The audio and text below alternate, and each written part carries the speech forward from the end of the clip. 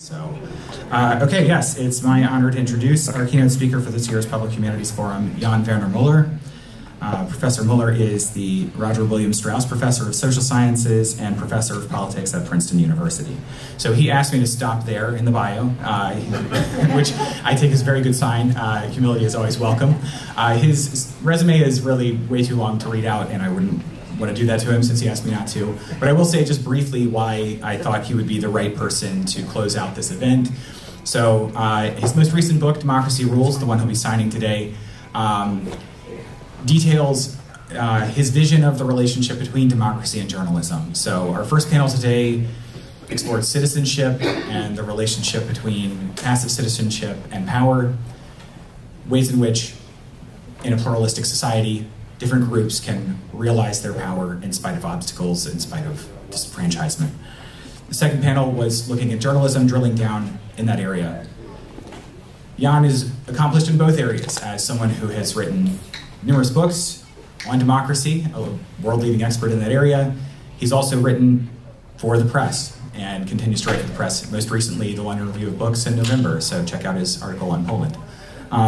So I will cut myself off there. I'll just say, check out his book. It's excellent. Stan already mentioned that he had read it this past week and thought it was excellent as well, so if you don't trust me, I'm sure you trust Stan. Anyway, all right, I'll pass it off at this point. So, Jan, thank you so much for being here.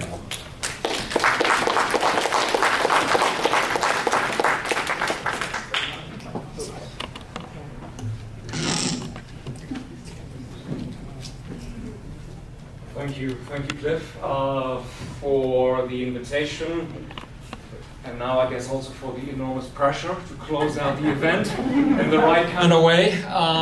It's, really thanks to you that this has been an incredibly illuminating, but also very intense day, and I'm also very grateful that so many of you are still here after such intense discussions throughout the day. My brief remarks today fall into three parts.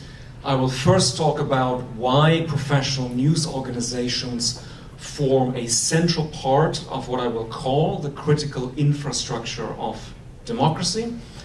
Secondly, I'll say a few words about how we might possibly repair, maybe even improve, that critical infrastructure. And then lastly, I was hoping to end on a positive, uplifting note.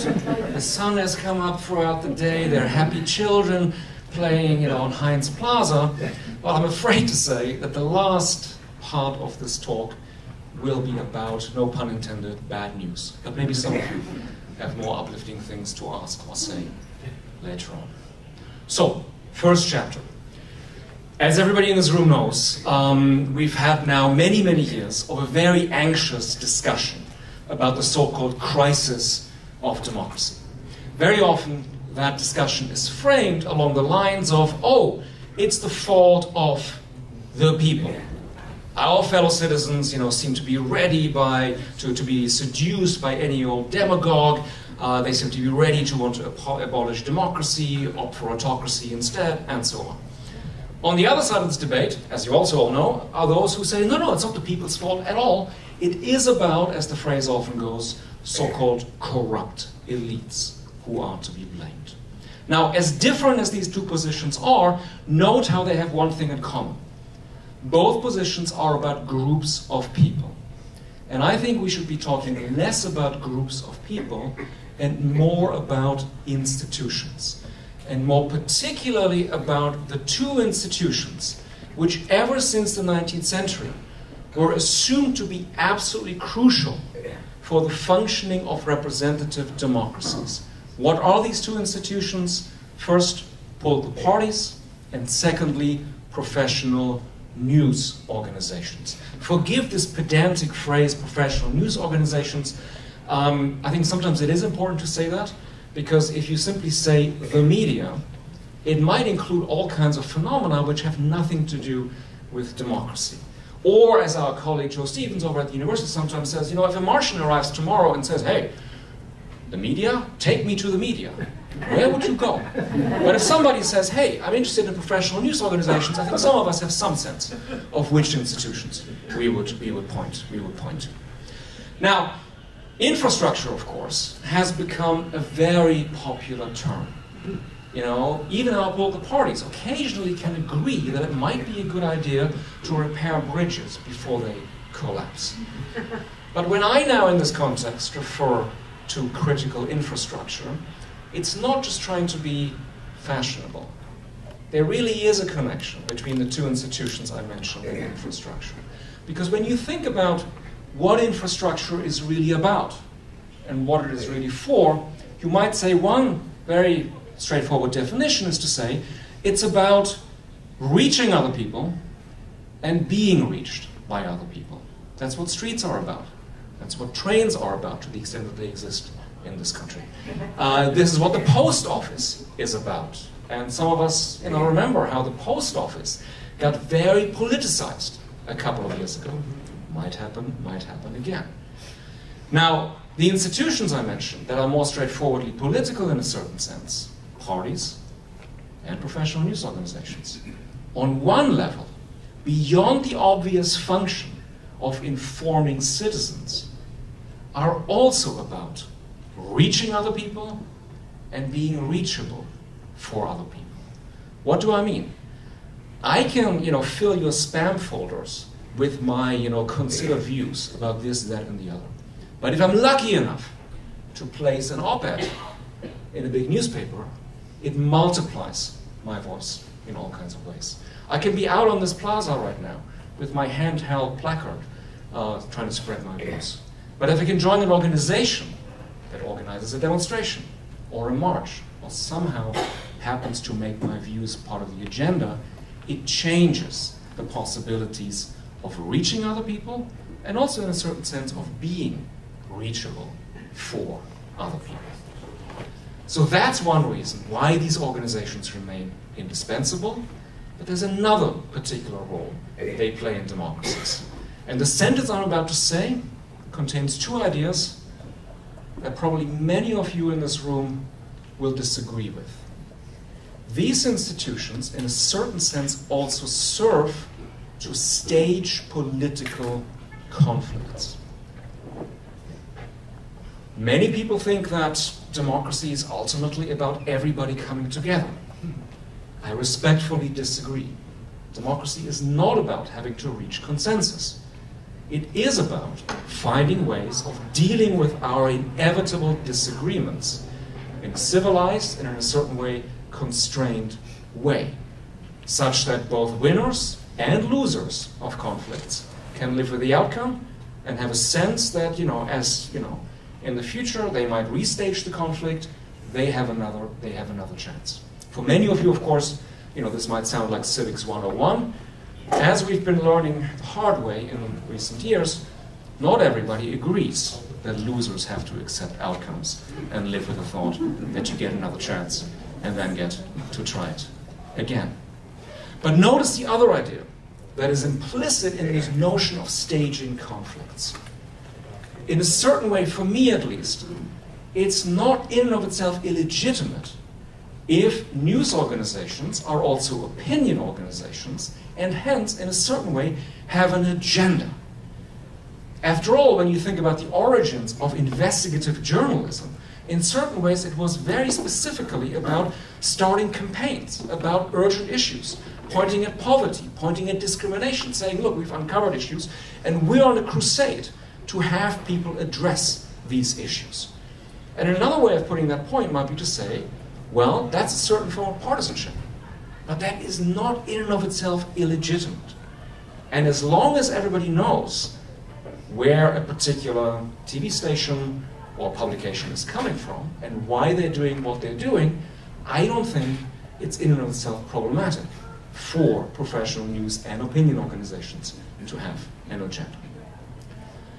Now, to say that democracy is about conflict is not to say that, there are no limits to conflict. In fact, I believe there have to be two very distinct borders when it comes to the ways in which we conduct conflict. The first, maybe obvious one, is that while you can be pretty impolite, you can be pretty rough in your rhetoric about your political opponents, I think what you cannot do in a democracy is somehow suggest that the other side on the conflict doesn't really belong to the citizenry at all. Because then, you know, they're not really your partners in a conflict under any imaginable scenario. There's a previous president of this country who sometimes would respond to critics not in the way that a, dare I say, normal politician would, namely by saying, look, I'm elected, here's my agenda, I'm implementing it, okay, you don't like it, but there's going to be an election and you can vote me out. Well, okay, he maybe would not have said the last part. But that would have been the normal response. This person, of course, very often said, if you criticize me, you are un-American. That's another way of saying, I don't even have to engage with you. You don't belong here to begin with. Or a variation on this thought that some of you may vividly remember, people were told when they criticized him, you should just go back to You came from. even worse than that. I mean, you're absolutely right. But of course, if I may, we're recording this? Okay, shithole country, okay? That's the specific expression that some of you may remember. That's a way of ensuring that conflict in a democracy cannot work, and it certainly cannot in any shape or form be productive. So that's one, if you like, boundary of conflict. Here's the other one. And some of the journalists in the audience might now, you know, break out into hearty laughter. The other boundary is about respecting facts. Yes, I know, it's not always easy to determine where exactly facts stop, where opinions begin, but we have to hold on to the distinction somehow. I saw somebody earlier in the audience who had a tote bag with a quote from Hannah Arendt. Here's the Hannah Arendt moment. Hannah Arendt famously said, politics is not about truth. We don't tell the losers in an election that they somehow didn't see the truth. We simply say to them, look, we have those judgments and opinions, and you have other judgments and opinions, and we convinced more people. But you know what? You'll have a chance to convince people again of your opinions the next time round. So that's why, you know, truth with a capital T can be dangerous in politics. And dare I say, some of the initial reactions to 2016 very much revolved around, oh, but our side has the truth, and the other side is always speaking falsehood. Some of you may occasionally, you know, look at a news website where the first thing that pops up is, if you care about the truth, subscribe now.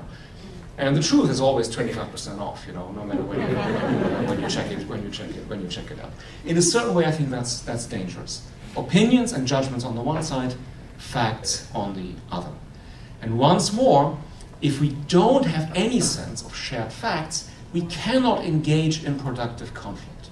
We can have many, many different judgments as to what should happen about climate. But if I tell you from the get-go, my view is that the Chinese invented this to destroy our manufacturing business, we can't enter any kind of conflict that could move us ahead as a democracy. So beyond that, I think it might be worth pointing out that one thing that might help in this regard, coming back to the two institutions I was highlighting, both parties and professional news organizations, is if you don't have what everybody, at least in theory, accepts, which is that there has to be a pluralism of these institutions. More than one party, obviously, more than one news organization. But less obviously, it can be helpful if you have also pluralism inside these institutions, which is something that some democracies actually make mandatory as a matter of law. And there's a thought behind that. And I'll try to bring out the thought more with regard to parties, where we can talk about professional news organizations later on if you like. If you have no internal democracy inside a party, or extreme case, if you have a party which only has one member, I'm not making this up, the person who just won the elections in the Netherlands, Geert Wilders, has a party of which only he is a member. Okay, not empirically not quite true, it's him and a foundation. But guess what? The only member of the foundation is Geert Wilders. So, by definition, no internal democracy or debate, because it's just one person. Why does this matter? Well, it matters because if you have at least a certain degree of pluralism, within parameters, of course, after all, people join parties because they believe in the same principles on one level. But since no principle implements itself, there's always going to be discussion about, which one is more important, how does it translate into policy, and so on. If you don't have that, you don't have anything like a legitimate opposition vis-à-vis a party leader inside the party. And if you don't have that, what happens? Well, I dare say things like January 6th happen. If you make a party into something like a personality cult, where nobody speaks up against you, there are no restraints anymore. So the lack of internal pluralism and democracy has a knock-on effect for a democracy as a whole. And I think the same argument also applies to professional news organizations. All right, let me close that chapter. Let me swiftly move on to the second one. How can we possibly repair or maybe even improve this critical infrastructure of democracy? Well, one issue has to do indeed with legal regulations. How are parties structured, for instance. But maybe the more urgent issue to talk about is financing.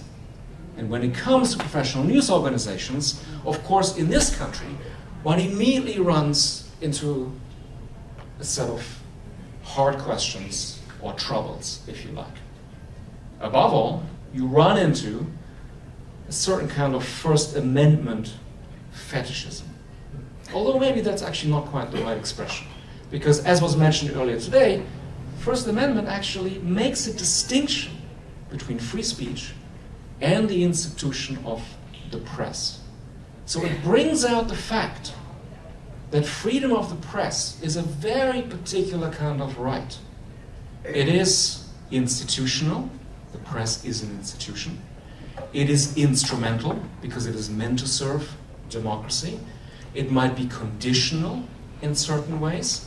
And it is something that in some jurisdictions is called a serving freedom.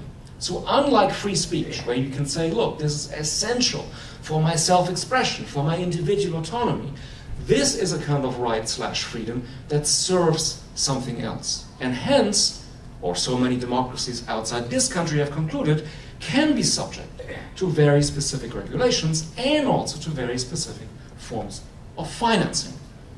What I would mention beyond that is that when people say, oh my God, no, you can't talk about the state financing the press, or press in the widest sense of that term, it's always worth pointing out that, as our great colleague Paul Starr in his book Creation of the Media, that many of you may know, pointed out, the US used to take exactly the opposite view historically. The post office basically financed the distribution of newspapers by having low rates for the distribution of newspapers, which explains why in the 19th century the US was far more advanced than European countries, precisely when it came to this critical infrastructure of democracy. And also, since we talked about trust earlier today, if you do surveys about who do you actually trust, well, guess who comes out on top? Well, PBS usually. As we all know, not all our fellow citizens share this view. In fact, there's a major political party which every single time that it gains power will try to abolish the Corporation for Public Broadcasting altogether. Nevertheless, it's not trivial to say that, when people actually ask who they think is sort of doing the right thing by way of being professional news organizations, that's the one that comes out on top.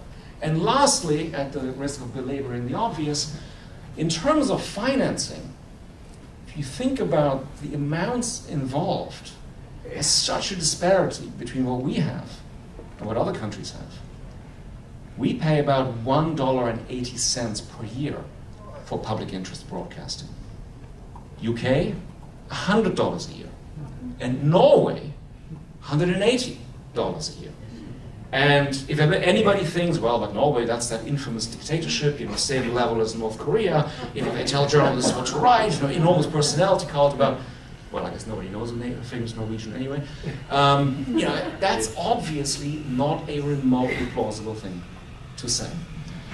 The real question is, how could one more imaginatively think of different models of how to, if at all politically possible, move towards financing? So one pretty imaginative idea is to actually put the people themselves into, as the cliche has it, the driver's seat when it comes to the critical infrastructure of democracy. So this is an idea that has parallels in campaign finance, when people said, look, why don't we give every citizen a voucher with a certain dollar amount, and then they decide who to give it to. They can give it to their favorite party. They can give it to their favorite news outlet. And so they will not feel that somehow something is being imposed on them. They get to decide, you know, who they want to finance. And it might be local journalism, it could be a national chain, it could be anything.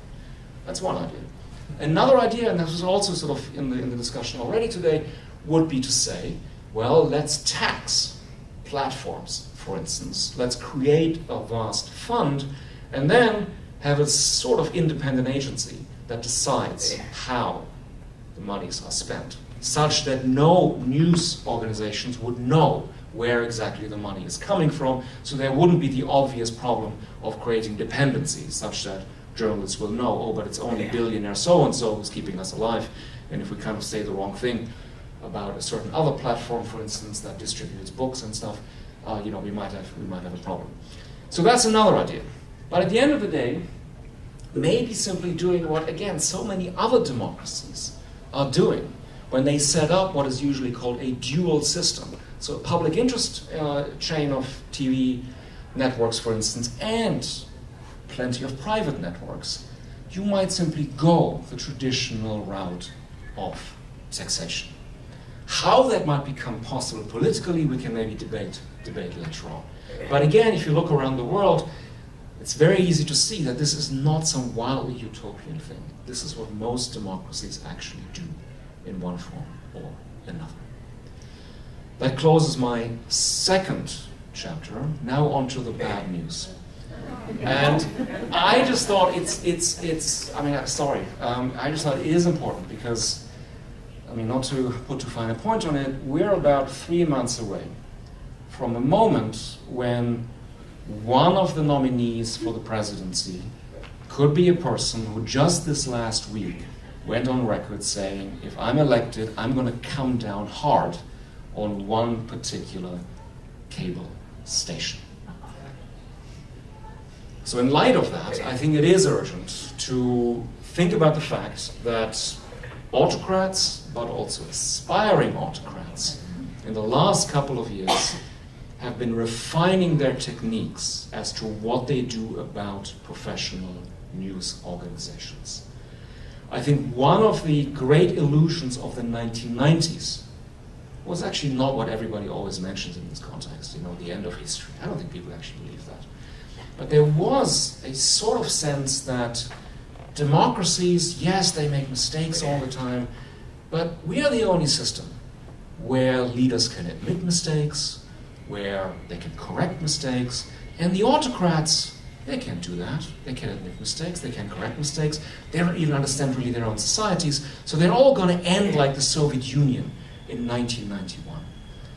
And I think one of the things, alas, that we've learned the hard way in recent years is that while autocrats are certainly not invincible, don't get me wrong, I don't think we should go from one extreme to the other, but nevertheless, plenty of them have been capable of learning and have been refining their techniques of how to keep themselves in power, and this is the important part, without always looking like 20th century totalitarian or authoritarian regimes. So without too much obvious repression. Because, you know, that doesn't play well with international audiences, that can provoke too much backlash domestically. Plenty of them have found ways of accomplishing what they want to accomplish without producing the kinds of images that would remind everybody globally immediately of the worst kinds of human rights violations that people are familiar with from history books. So against that background, I would simply want to leave you with some thoughts about 3 different levels at which autocrats have been trying to treat professional news organizations in a very, very problematic, dangerous, and ultimately fateful way. And this is part of my pedantic point I was trying to make earlier about disaggregating the term that people sometimes use too generally, I feel, namely the media. Instead of talking about the media, let's talk about the following 3 more discrete levels, if you like. First level is about journalists as individuals and journalists with a particular ethos as journalists. One thing that I think autocrats have figured out is that you can really go after individual journalists. I mean, many people in the room probably will not find this is really news. But you can really have very systematic campaigns, and you can, less obviously, try to weaponize the ethos of journalists against themselves. And I think this is actually, when you think about it, by now fairly well-known phenomenon in this country. If you keep accusing them of being partisan, of being one-sided, or even worse, being paid activists, or being in the pay of take your pick, George Soros or somebody else, the most natural way to respond to that is, of course, to double down on the very thing that, under certain circumstances, is exactly what people would have learned in journalism school, and which would be quote-unquote normal in a properly democratic two-party system. What has come to be known as both sidesism. If you have two democratic parties, perfectly fine to say, here's what this party is saying, and here's what the other party is saying. But if, I don't know, if let's say one of these parties were going to turn against democracy, then, as our colleague Jay Rosen at NYU always likes to put it, then what can look like a symmetrical representation is actually profoundly asymmetrical. And you're giving people a false sense of equivalence that actually isn't really there. And many of you can probably think of examples of the kinds of euphemisms that I dare say some journalists have come up with when they kind of try to get around these issues. They will write things like, oh, the two parties now live in different realities. That's not literally untrue, and yet I would say it's a dereliction of journalistic duty. Because occasionally, well, maybe one reality is actually more real than the other, so to speak.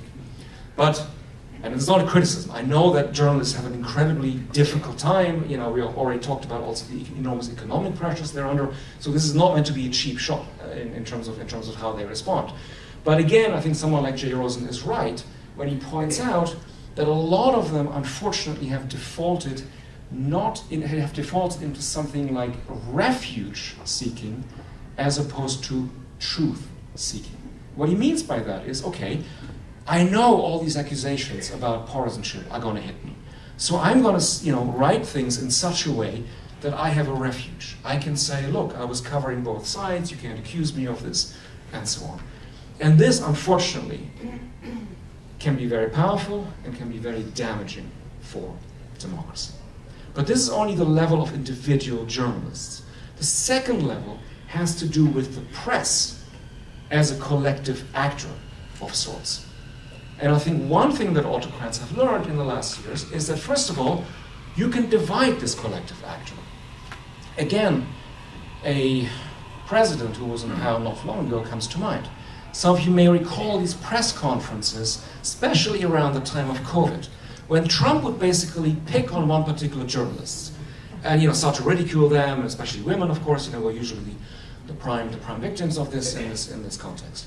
And then there was a big question: are the other journalists going to basically say, look, even though we are also professional competitors on one level, we do have a shared ethos and we do have shared professional norms, and we're not going to be treated like this. We're going to, we're going to stand with this person, or we're going to sort of somehow stage a walkout, or somehow make it clear that you can't do this. You can't do this to one of us, because if you do it to one of us, you can do it to any of us and all of us further down the line. So this is less about individual journalists and more about the press as a collective actor. And the same sort of logic applies when aspiring or practicing autocrats are doing something that, again, it would have been unthinkable, I think, in previous eras, when rather than dividing the press as a collective actor, they disrespect the press as a collective actor entirely because they never engage with that collective actor. When did Prime Minister Modi last give a real press conference? I think this has not happened for at least a decade. When did Prime Minister Orban last give a real press conference? This has not happened, to my knowledge, since 2010. There has not been a single moment when professional journalists had a sort of open forum where they could say, look, here are our pressing questions. Instead, there's lots of other stuff. There's the weekly radio interviews with softball questions. There are fantastic biopics of Modi that you can see in Indian cinemas. All kinds of stuff. but not what would have been taken to be a completely normal way of basically a power holder, at least on occasion, having to be held accountable, facing questions that weren't basically prearranged in one form or another. And again, if not enough other people then say, look, you can't do this. Every single time that somebody else talks to you, we want to remind you, let's say an opposition politician, look, why don't you talk to the press? Except that in some situations, of course, these politicians also won't even talk to the opposition. When did Benjamin Netanyahu last participate in a pre-election debate? Well, you really have to think way back to come up with an answer. So this is more about the press as a collective actor, that in a certain way is being disabled in a particular way. And then lastly, there's a level of what more traditionally would have been known as the site of genuine media pluralism, which is to say different institutions, different companies that are competing in a certain way, but again, on one level also might have a shared ethos as the fourth estate, as having a certain public mission beyond just making money, and so on. And it's at that level that, again, aspiring or practicing autocrats have found many, many ways of disabling media pluralism. And again, very often in ways which are not immediately quite so obvious. They will simply find a friendly oligarch who will buy the company. And then initially it doesn't always look like, okay, they're totally changing course. But eventually, of course, they do then end up doing the bidding of the government. Or in some cases, the media outlets are closed altogether. And very often, these people will then say, look, of course it's not for political reasons. We're not closing, this TV channel or this newspaper because, we always used to be critical of the government. It's just, the finances. Sorry. So, very hard to argue against that because, as we heard earlier, the financial pressures are real. So it's a kind of weaponization of economic pressures to achieve political effects. And this is the really happy note on which I'm ending, that basically as we are facing situations like this, with maybe increasing frequency and alas, possibly with increasing urgency, I'm not making any predictions, especially not about the future, but it is a situation that could arise, alas, fairly soon. It might be helpful to just bear in mind that these things happen at different levels, involve different tactics and strategies, and might then also occasionally require a lot of hard thinking and hard work and engagement to push back against these tactics and strategies. So that wasn't uplifting, but I was trying to do something more rousing. Here we are. Thank you for your attention. I appreciate it.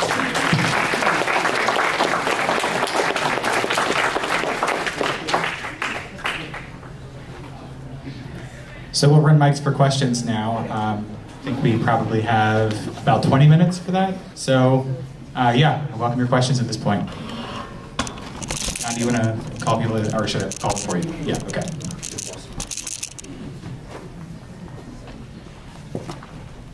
I'll do it. Go.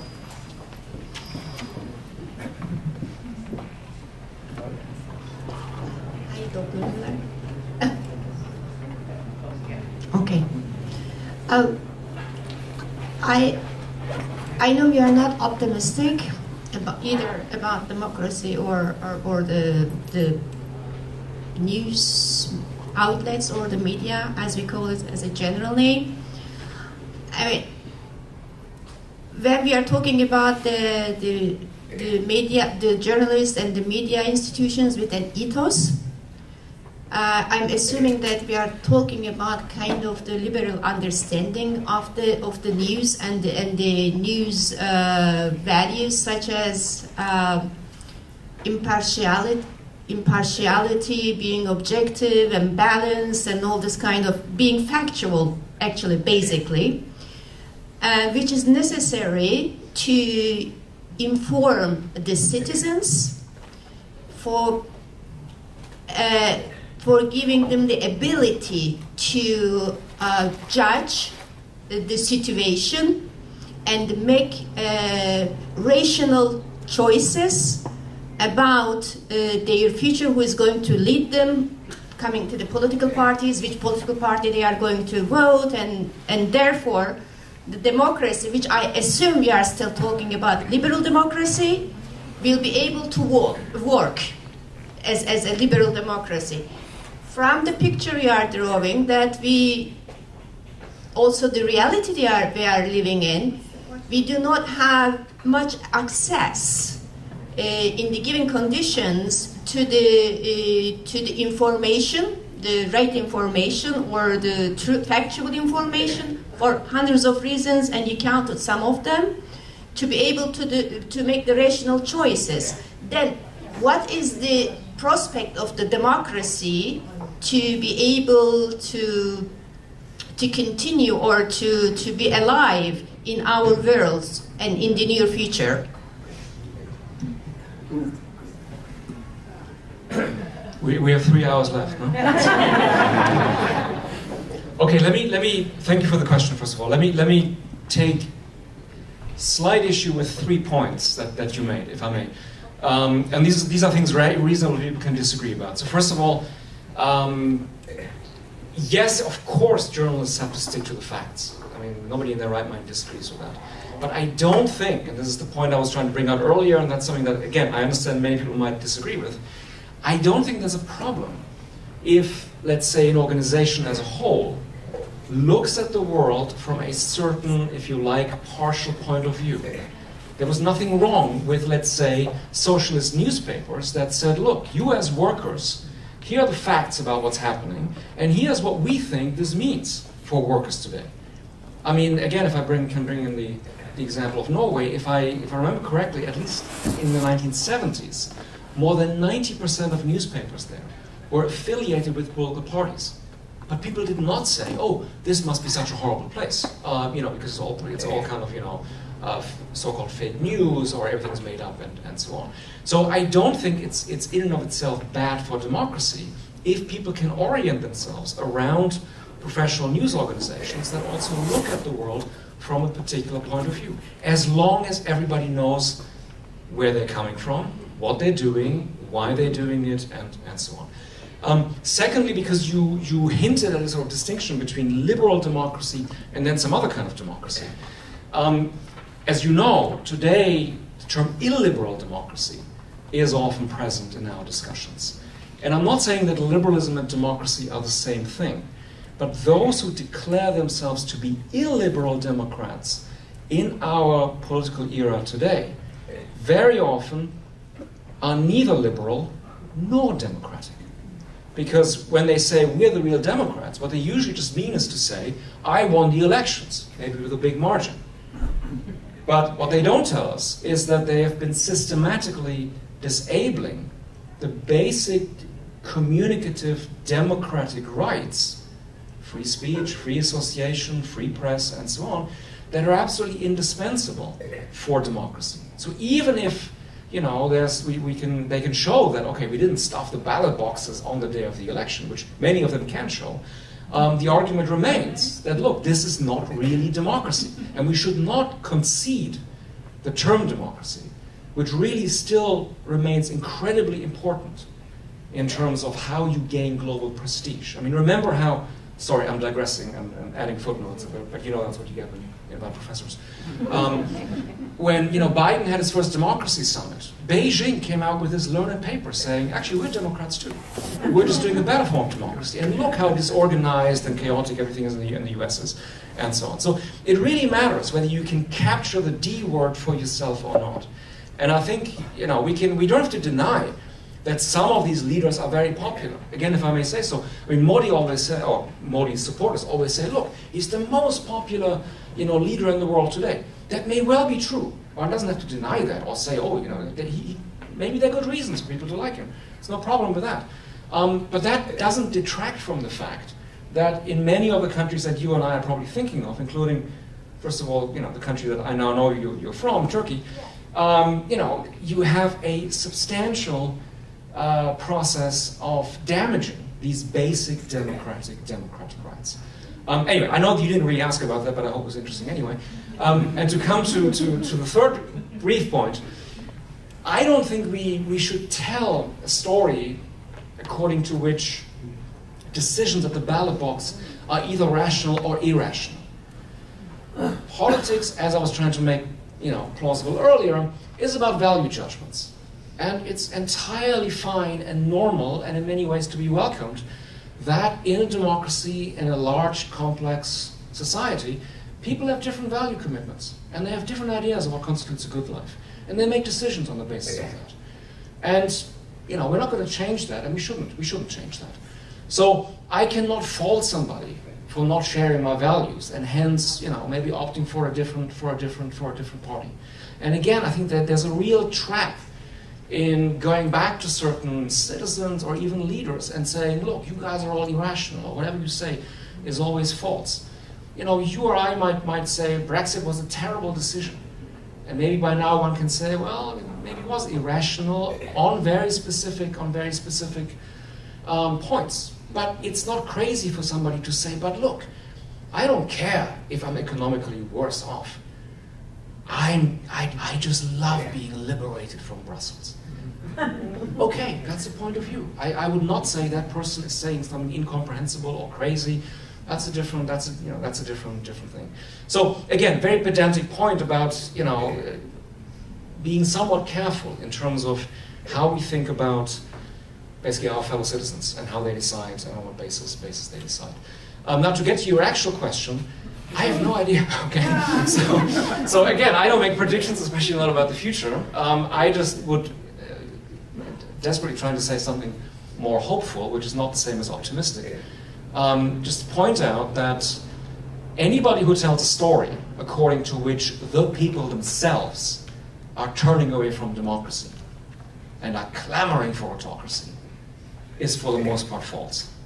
If you do surveys, people do not say, oh, we've had it with democracy, and we would love a certain form of dictatorship.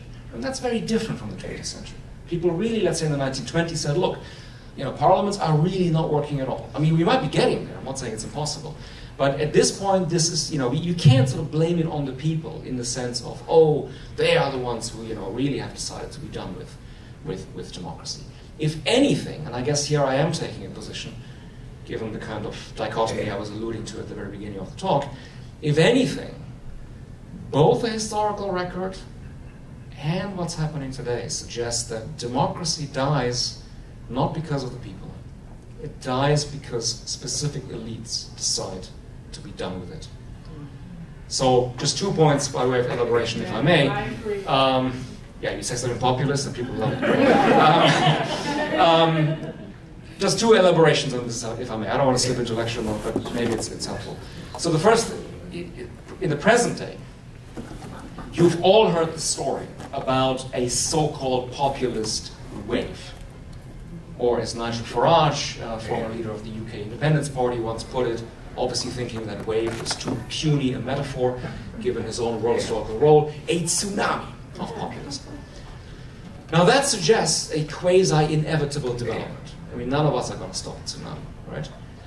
But if you look very carefully at the specific dynamics, and especially if you look at, again, opinion surveys on basically issues that may work very well for shorthand right-wing authoritarian populists, at least in Europe, there is much less movement than one would expect. It's not true that people have totally changed their views about refugees. It's not true that they now think about European integration in totally different ways. I'm basically riffing on evidence that our former colleague Larry Bartels, who used to be here, has recently marshaled.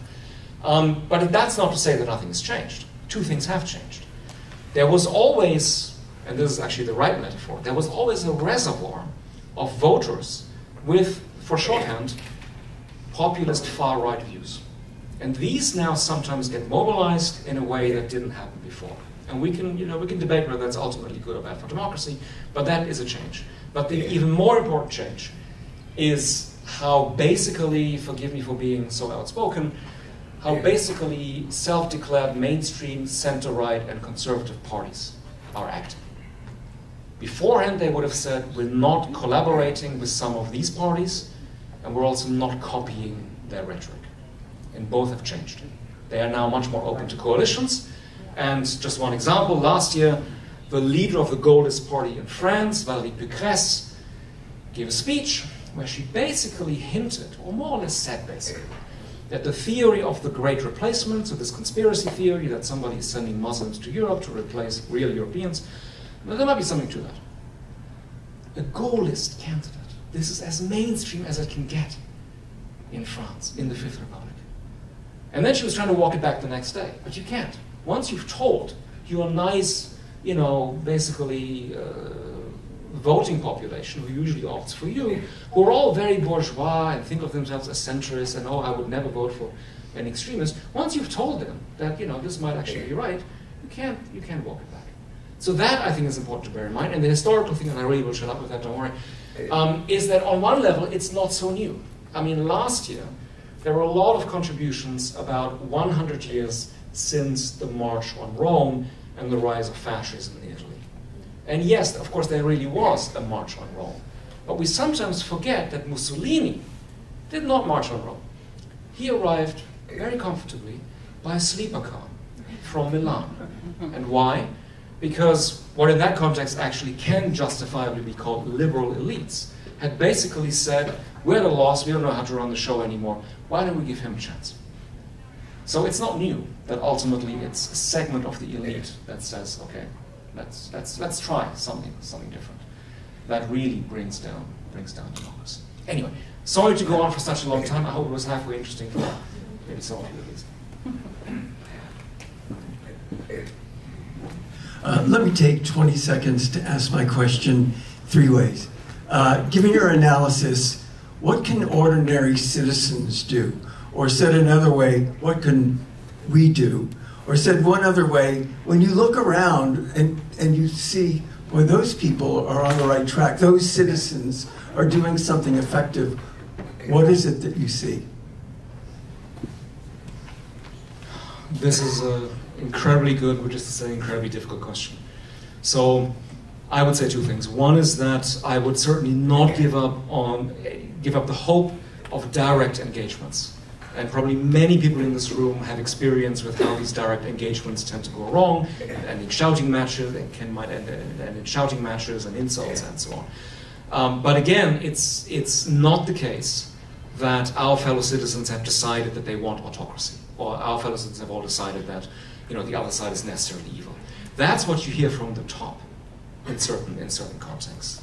But it's not something that necessarily is shared by many people. I mean, not to be very blunt, if you forgive me, outside maybe a kind of hardcore MAGA movement sort of constituency, where you really might hear that, look, you know, you must be a communist, you must be a fascist, you must be, and you all know this is an actual quote, you must be vermin. I mean, we're now at that level of how he's talking. But so I would not give up on that. And then secondly, I think there's a margin precisely because of what I was trying to say about center-right elites, where you can say, look, if I go tomorrow to, you know, Marine Le Pen's party in France, I don't think they're going to have a lot of time for me. But if I go to much more self-respecting center-right actors and say, look, we're watching you, we're observing what's happening. Are you holding on to some distinctions between you and the far right, or are you finding ways to accommodate them, adapt to them, copy them? Very often, I dare say, the entryway drug for more mainstream conservative actors is culture war.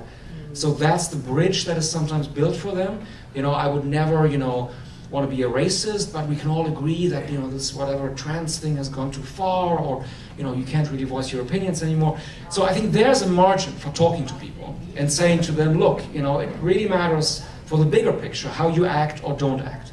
And I think that holds out a certain hope in terms of, yeah, they might listen because, you know, you might be their voter, or even if you're not their voter, you come across as somebody who's trying to have a really reasonable conversation with them and is trying to make an argument about the health of democracy as a whole without attacking many of their other value commitments. I mean, this goes back to the earlier point. You're not telling them, oh, you're irrational, or, you know, all your policies are no good, and so on. You simply are saying, look, we're trying to think about the larger good of our democracy, and this is what some of us are trying to think about, and why we want to sort of want to pressure you in certain directions. Now, of course, you can come back to me and say, but look, remember the time when, again, forgive me for being so direct, when Republicans would not even have town hall meetings anymore, because they got so afraid that, okay, people were going to ask sort of the wrong questions, and sort of, you know, put pressure on them in a certain way. So yes, it presumes that there are still fora for doing that, so in that sense, you'd be right to say, yeah, that already assumes a lot, but I don't think it's hopeless.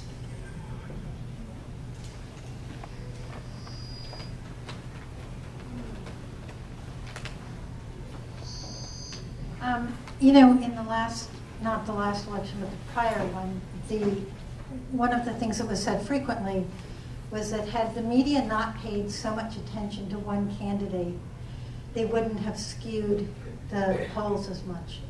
And yet I see that they're sort of making the same mistake. Do you have an opinion on that? I do. And it comes down to saying, I agree. And I think that, again, it might have something to do, at least in 2016, it may have had something to do with this sort of false notion of objectivity. You know, we can't always write only bad stuff about one person. So this is why all the Clinton corruption stories became so big. You know, all this research, quote unquote, by Schweitzer was weaponized as an, oh, but I mean, long forgotten, right? Nobody remembers these stories about Canada, and something with Kazakhstan maybe, and uranium, and all this sort of stuff.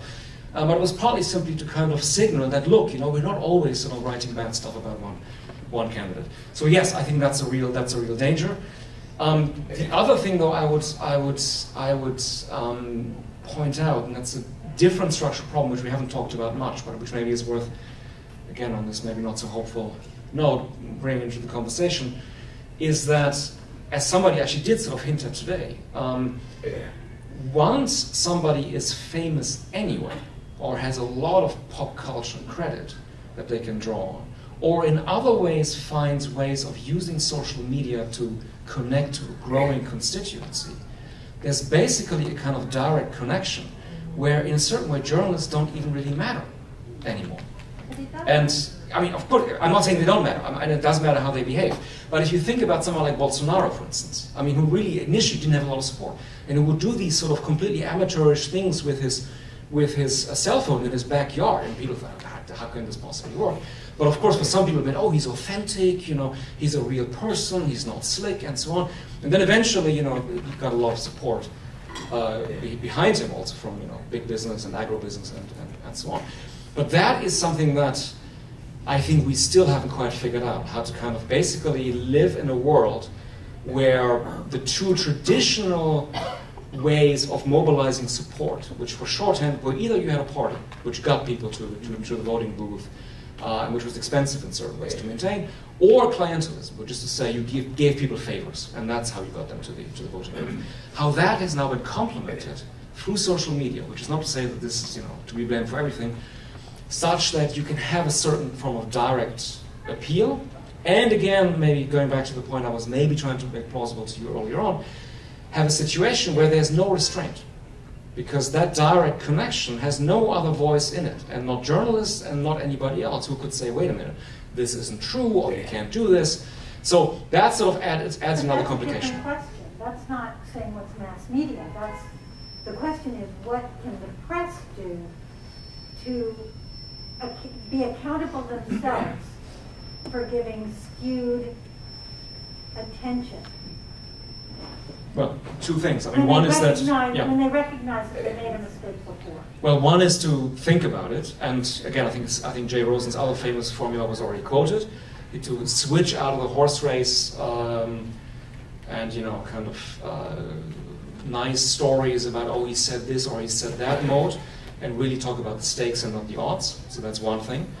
And the other thing is to basically signal, look, people can have all kinds of different opinions about an issue, but here's the line as to when something gets really dangerous for democracy. And again, I understand that for journalists, this is incredibly difficult. Okay, I understand that you don't want to be seen as somebody who's now all of a sudden partisan. But there are moments where I think it's a reasonable expectation to say, look, you have to be a democratic theorist of sorts and say this is not normal, or, you know, now that this policy is in place or this rhetoric has been advanced, so voters have to understand that this is not a normal candidate, and I think that's a reasonable expectation. And in terms of accountability, I think it's a tragedy that certain publications no longer have something like a public editor. I think that was an excellent way for people to kind of bring a certain pressure, and if there was a real sense that that person had to respond and engage. Some of you may remember that the publisher of a well-known newspaper said, we don't need a public editor anymore because now we have social media. And people can basically come up with their own views. This will be the same thing. And it's not the same thing.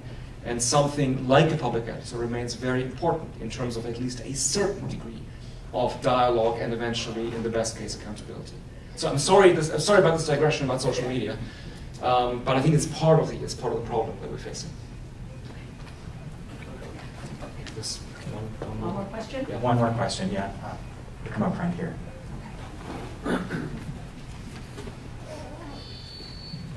How concerned, or I won't say optimistic and pessimistic, but how concerned or not about Germany in two aspects. One is the rise of the far right in Germany, and in foreign policy, the prospects of Germany taking the kind of leadership position, of course, in connection with France and with the European Union in international affairs.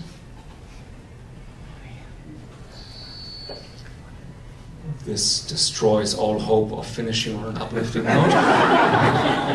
So on your first question, very concerned for one particular reason.